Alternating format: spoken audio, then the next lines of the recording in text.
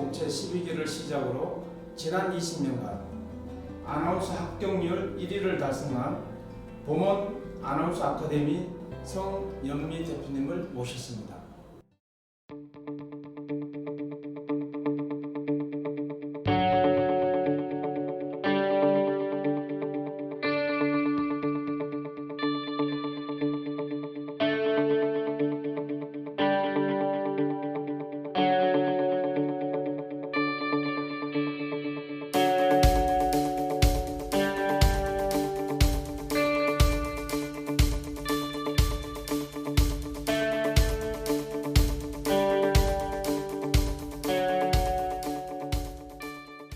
안녕하세요. 안녕하세요. 반갑습니다. 네, 반갑습니다. 저희 아나운서 지망생들의 천국인 범원에 오셔서 환영합니다. 네, 반갑습니다.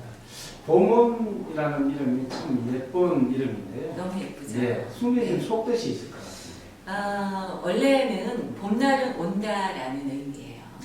봄날이 어떤 의미라고 생각하세요?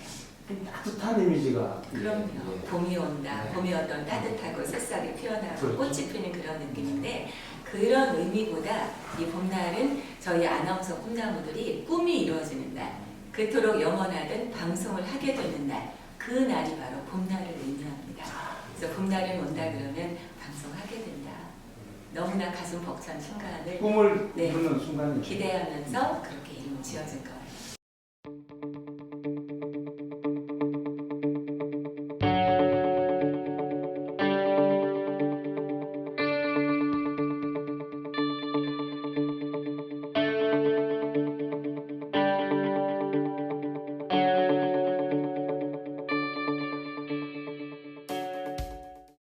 그럼 타 아카데미와 네.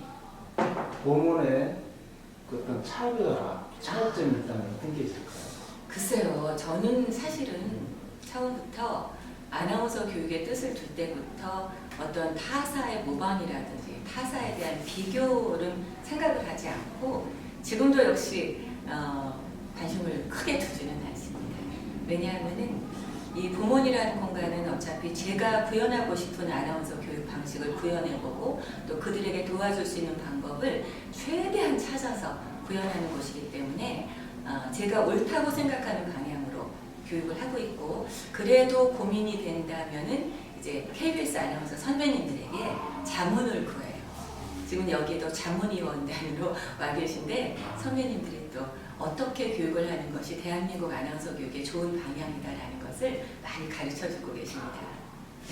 아나운서로서의 꿈은 네. 언제 가지셨고 그리고 범원 아카데미를 설립하게 된 동기가 있다면? 그럼요. 저도 한때 아나운서 꿈나무였잖아요. 아나운서 꿈나무였는데 대학교 때 우연히 학교를 들어가다 보니까 학교 방송에 나오는데 너무 좋은 거예요. 교정에서 스피커를 통해서 학우 여러분 이래가면서 말하는데 너무 기분이 좋아서 나도 학교 방송 아나운서 한번 해봐야겠다 싶어서 지원하게 돼서 저는 아나운서가 됐는데 쉽게 됐을까요? 어렵게 됐을까요? 뭐 제가 알기로는 뭐 대학교 들어가서부터 계속 방송국 일을 하셨다고 알고 했지만 있는데 네. 과정은 그 당시에도 그렇게 쉽지는 않았습니다. 그래서 아나운서 준비는 했지만 여러 번 실패를 맛보게 되고 또 많은 학생들이 포기하고 다른 데를 찾아서 이제 일을 하게 되는데 저는 사실은 이 방송을 못 버리겠더라고요. 과연 방송이 없다면 내 인생이 어떤 의미가 있을까 이런 생각에 정말 가장 어리고 약했던 여학생이 끝까지 버텼다고 지금도 저희 선배님들이 칭찬 너무 많이 해주고 계세요. 그렇게 해서 KBS 12기 아나운서로 공채 12기로 그렇죠. 12기 아나운서로 입사를 하게 돼서 이제 강원도 권에서 여러 군데에서 활동을 하게 됐고 지금은 이 아나운서 아카데미를 어떻게 운영하게 됐냐면 이제 아이를 가지고 결혼을 하면서 제가 이제 방송을 그만두고 집에서 쉬는데 아나운서 지망생들 몇 명을 만난 거예요. 내 친구들이 이제 모 아카데미 출신이에요. 조금 좀 쉬는 김에 가르쳐달라. 그래서 1명, 2명 가르치다 보니까 한 6, 7명 정도로 늘어났는데 초기에 이 친구들이 정말 많이 합격을 한 거예요. 저도 막 놀랐어요. 아, 내게 이런 재능이 있었구나. 근데 어느 날 5월이었는데 이 학생들이 저를 기다리면서 선생님 빨리 오세요. 기다리고 있어요. 그날도 봄날이었나? 그날이 5월이었어요. 정말 신기하게 하늘에서 햇살이 막 저에게 막 쏟아지는 거예요. 그 느낌, 네. 마치 하늘에서 저에게 아나운서 지망생들을 잘 가르쳐라. 이게 너의 길이야. 이런 계시를 내리는 것 같은 그날을 제가 지금도 잊을 수가 없어요. 그러면서 그때 제가 결심을 했어요.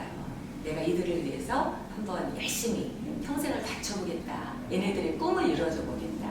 나는 비록 어렵게 됐지만 우리 친구들도 실패를 극복할 수 있는 힘도 길러주면서 꿈을 한번 이뤄줘보자 한 게 벌써 20년이 흘렀네요. 강단이 네. 두 분이 되는 너무 금세 지나갔어요. 그러게요. 어떻게 갔는지 모르고 저는 정말 20년을 낮이고 밤이고 어떻게 하면 우리 학생들이 꿈을 포기하지 않을까? 어떻게 하면 역량을 갖춰서 방송계로 진출하게 할 수 있을까?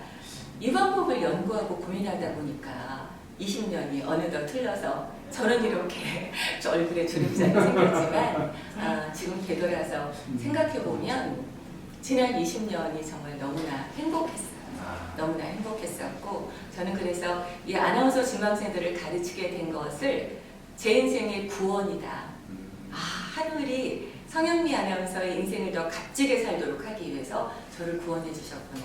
그래서 저는 그것을 아나운서 지망생들에게 보답을 하겠다라는 생각을 가졌고 사실은 교육을 하면서 이제 부모님 성장을 하면서 쉬운 것만은 아니었어요. 그렇죠. 근데 두 번째, 처음에는 너무나 감동과 보람의 시기였다면 두 번째는 역경의 시대가 도래하더라고요. 많은 사람들이 오해도 하게 되고 또 저 스스로도 부족감을 너무 많이 느끼고 처음에는 너무 즐거워서 가르쳤지만 부족감도 많이 느끼게 되고 이러면서 그 아픔의 시기를 겪으면서 오히려 더 제가 더 어떤 방향으로 가야 될지를 확고하게 느꼈던 것 같아요. 석사 과정 들어가서 방송에 대해서 어떤 미디어에 대해서 스피치에 대해서 더 많은 공부를 하게 되고 또 물론 그 이후에는 박사 과정까지도 일부 도전해서 공부를 하면서 그것이 부모의 성장과 또 저의 성장에 많은 기여를 하게 됐던 것 같아요.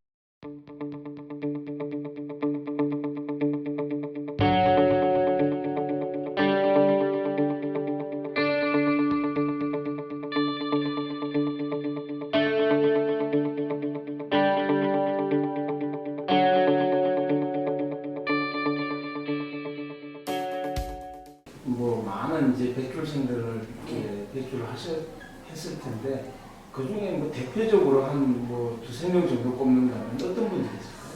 정말 너무나 기억에 많이 남죠. 네. 저는 어떤 분들이 정말 얼마나 학생들에게 노하우를 가르쳐주고 잘 가르쳐서 이렇게 좋은 학생들이 많이 배출되느냐 이런 얘기를 하는데 저는 어떻게 보면 지난 20년간 정말 열심히 하고 탁월한 학생들을 체험하면서 인생을 이렇게 준비하고 꿈을 이렇게 준비하는구나.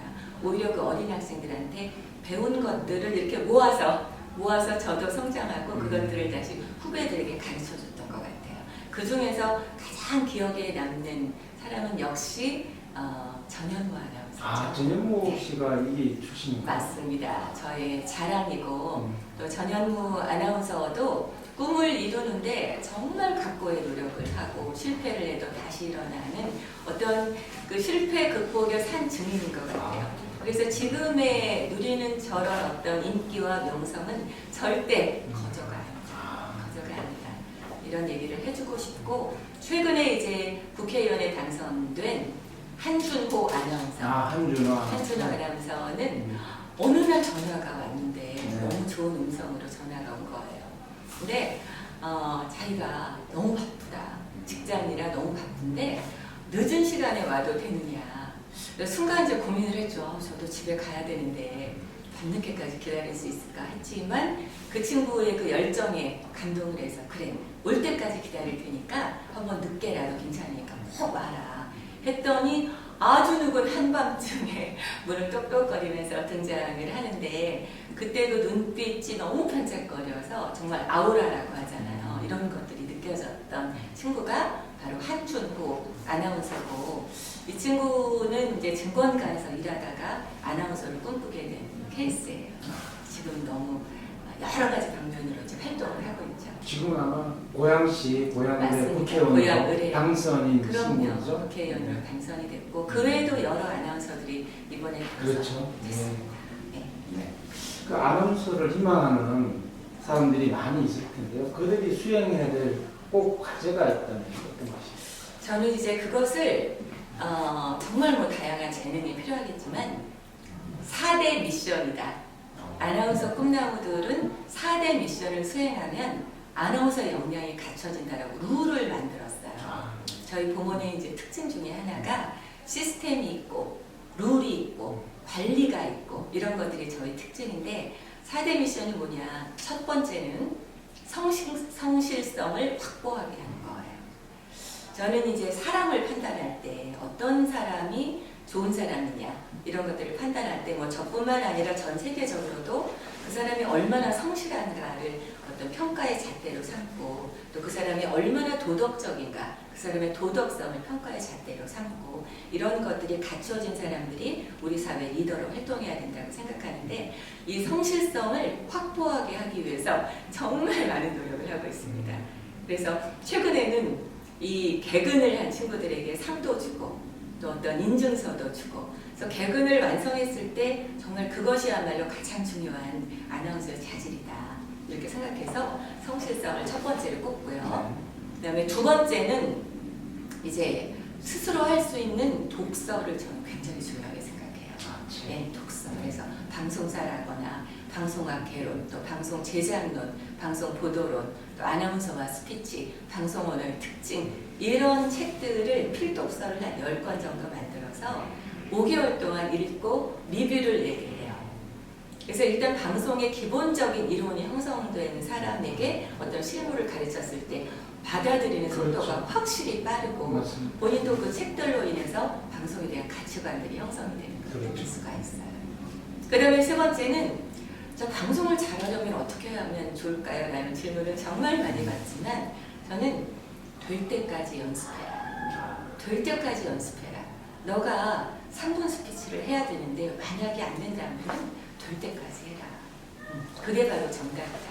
그 3분 스피치의 가장 그 두각을 나타냈던 아나운서 박지훈 아나운서, 어떻게 하세요? 그죠? 진짜 사전조사 네. 너무나 철저하게 잘하셨네요. 그 박지훈 아나운서가 이거- 제자신가요? 그럼요. 네. 이것을 아는 사람은 정말 흔치 않은데, 아, 그렇습니까? 박지훈 아나운서는 정말 3분 스피치의 여왕이에요. 그래서 예전에 KBS에 입사해서 이제 연예인들하고 스피치를 겨루는 그런 골든벨이라는 스타 골든벨이라는 네, 네, 프로그램에서 있었습니다. 네. 연예인들과 스피치를 겨루는 게임에서도 항상 이겼잖아요. 정말 근데 그 친구가 3분 스피치를 잘하게 된 것도 결국은 노력과 연습의 결과라고 볼 수 있습니다. 네 번째. 네 번째는, 예, 이제 세 번째로 연습을 말씀드렸고, 네 번째는 이제 공채 도전이라고 저는 생각해요. 저희 부문 초창기에 방송사 공채마다 부모님들이 많이 등장하니까, 도대체 부문에는 학생이 얼마나 많길래 공채마다 부모님들이 이렇게 많으냐 했지만, 저는 우리 지망생들에게 우리가 공채에서 합격을 하기 위해서는 도전을 하라는 얘기를 정말 많이 합니다.